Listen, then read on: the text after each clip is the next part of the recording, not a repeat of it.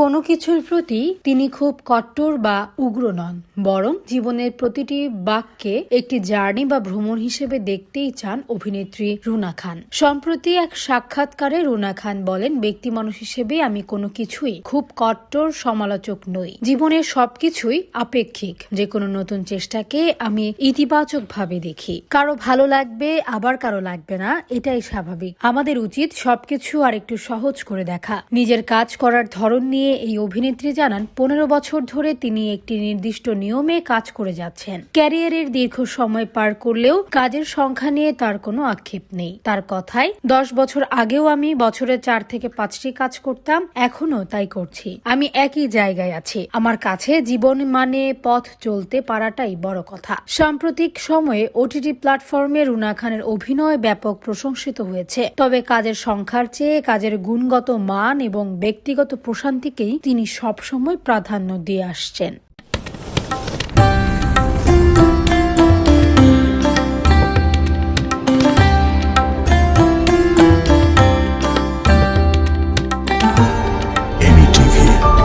স্বাধীন বাংলার স্বাধীন কণ্ঠ।